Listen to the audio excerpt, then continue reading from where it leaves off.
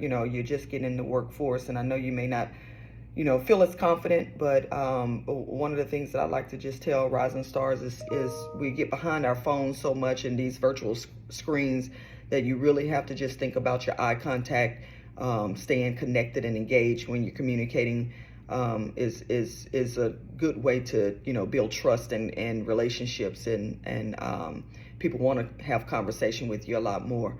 The other thing is one of my key pieces. I mean, there's not probably a speaking opportunity that I don't share with rising stars, to encourage them to learn some anticipating skills, like being able to predict and prepare for what might be coming, or anticipate and be curious about things that maybe are not fully developed or unfolded right before your eyes. I think it's a great skill, just being able to anticipate for your supervisor, your colleagues, your teammates. Those help with secondary level questions that you might be able to pose. That helps cover a lot of blind spots as well when you're working as a team or on a collaborative activity. So think about that soft skill very much so as you're continuing to just develop your toolkit. And then self-awareness, I think, is one that sometimes we lose sight of. Just understanding what your strengths and weaknesses are. You know those more than anybody that you're going to be working for or with. So being able to, stay with your strengths, but also work on those weaknesses and find ways and people that you trust and can confide in to help you with those weaknesses, to identify them for you if you can't identify them for yourselves.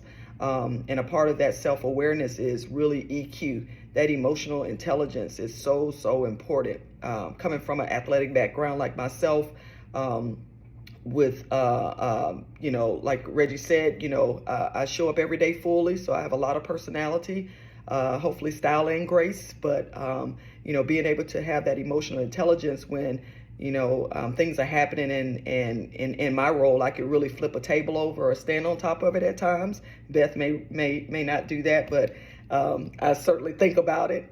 You just really do have to have some real self-awareness of when you need to hold a conversation, maybe have a one-on-one conversation to the side with your colleague. Those are really just key things when you really learn your leadership, your impact to a program, or organization. And then the last thing I'll say is stress management and workload balance. College athletics is a 24/7 job. That's what it is. And so when you get in it, if you understand what that looks like, you'll definitely be a lot more successful. You won't burn out as fast. You've got to be able to take the time that you need. You have personal time off for a reason. I've learned probably in the last 2 years to take it more, probably since COVID. I've certainly done a much better job of that, being able to balance workload, being able to manage stress, get my workouts in, take my breaks during the day, do the things that I know that make me the best person and the best professional that I could be when I show up at the office or out in the industry.